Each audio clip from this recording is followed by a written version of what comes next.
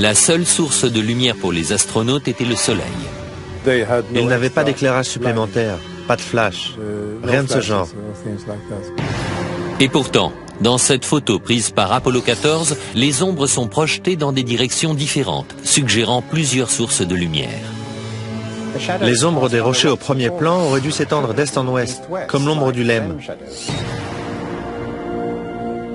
Dans cette photo prise par Apollo 17, les ombres s'étendent aussi dans des directions différentes. Normalement, dans la lumière du soleil, les ombres sont toujours parallèles les unes aux autres. Elles ne se coupent jamais. Les partisans de la thèse du complot disent que ce ne sont pas seulement les ombres qui révèlent l'utilisation de lumières artificielles, mais aussi ce qui a été photographié dans les ombres. Prenons un exemple. Voici un astronaute qui descend dans l'ombre imposante du module lunaire. Et pourtant, son corps entier est toujours visible. Comment se fait-il qu'il ne soit pas drapé d'obscurité? Voici la même manœuvre lors d'une autre mission Apollo. Ici aussi, l'astronaute est fortement éclairé dans ce qui est de toute évidence une ombre obscure. Et dans cette image-ci, le soleil est juste derrière l'astronaute, le contour de sa silhouette devrait être imprécis, et pourtant on reconnaît les moindres détails de son costume. On dirait qu'il est sous un projecteur. Et je ne peux pas l'expliquer. Ça m'échappe.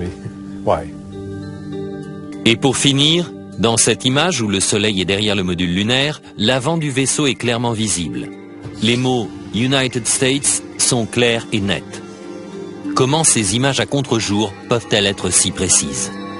Parce qu'il y a plus d'une source de lumière, ce qui veut dire qu'ils ne sont pas sur la Lune. Mais la NASA réfute tous ces arguments.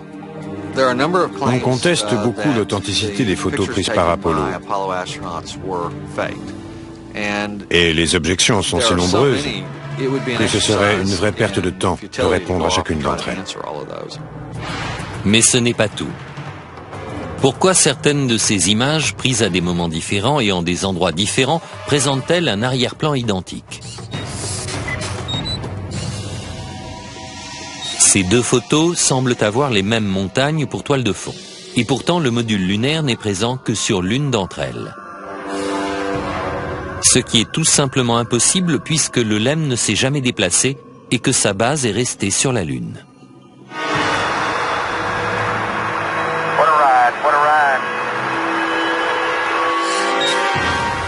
Certains pensent que la même toile de fond a été utilisée pour prendre deux photos tout à fait indépendantes. Les mêmes incohérences apparaissent dans la vidéo. La meilleure preuve, ce sont les anomalies picturales dans les photographies du voyage sur la Lune. Dans l'une des photos d'Apollo 16, on a la même vue de la même colline à 2 jours d'intervalle.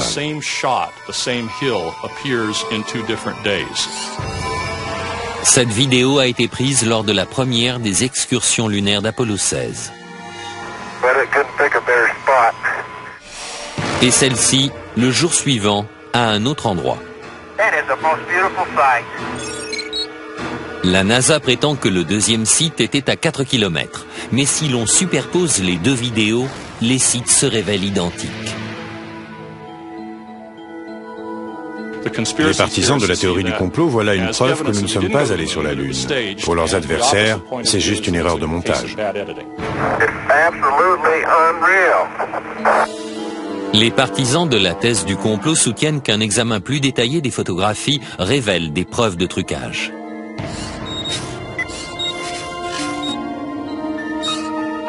Des croix étaient gravées dans les appareils photo, afin de repérer le haut de chaque image. Mais dans cette photo, le repère est derrière le patrouilleur lunaire. C'est impossible. Ça ne peut être que le résultat d'une manipulation technique. Et sur cette photo d'Apollo 11, le matériel au premier plan recouvre la croix. Ici, c'est le drapeau américain qui couvre l'une des branches. Et l'astronaute couvre l'autre. Questionné sur ces photos et vidéos douteuses, la NASA nie en bloc les accusations. Il y a toutes sortes d'accusations, des plus sophistiquées aux plus ingénues. Il y a des arguments qui sont optiquement faux, physiquement faux, scientifiquement faux, historiquement faux.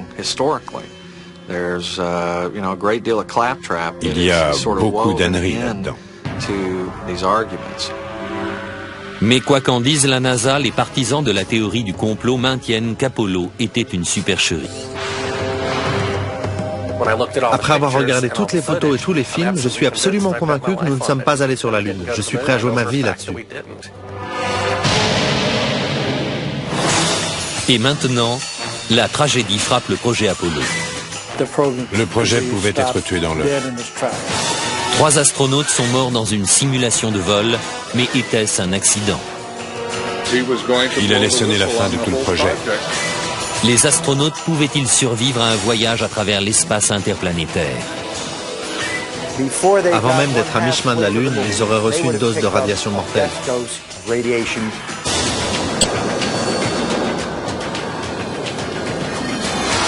S'il y a vraiment eu complot, comment la NASA a-t-elle pu organiser une aussi vaste supercherie sans que quelqu'un ne tire la sonnette d'alarme de l'intérieur?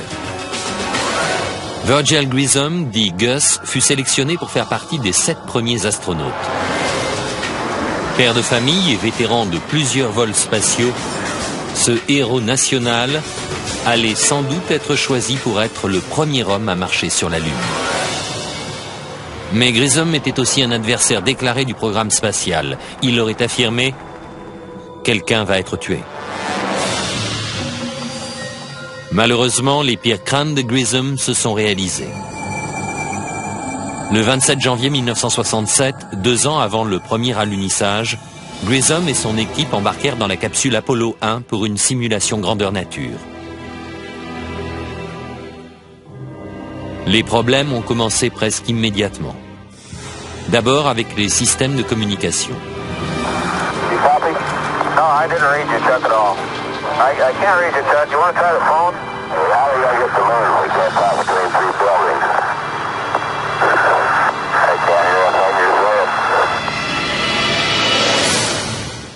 Tout d'un coup, la capsule s'enflamme avec les astronautes enfermés à l'intérieur.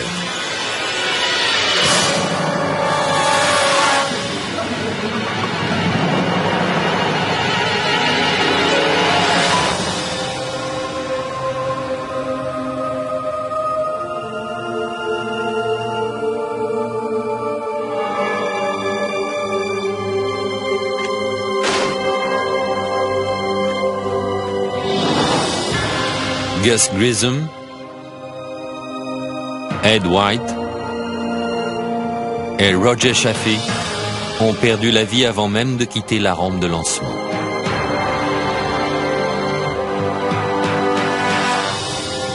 La famille de Gus Grissom pense que l'incendie d'Apollo 1 n'était pas un accident. Je crois que c'était un sabotage volontaire. Je me demande encore ce qu'on a découvert au cours de l'enquête sur l'accident et ce qu'on en a fait, si la CIA était impliquée ou le FBI ou d'autres. Mais je sais que c'était volontaire. La famille de Grissom ne sait pas qui est responsable de sa mort ni pourquoi ça s'est passé.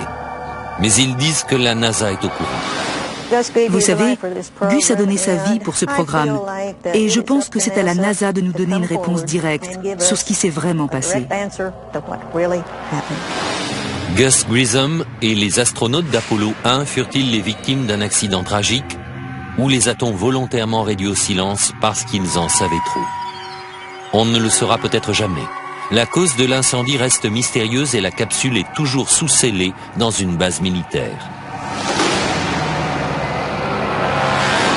Mais Grissom ne fut pas le seul adversaire du projet Apollo à rencontrer une mort aussi suspecte que prématurée.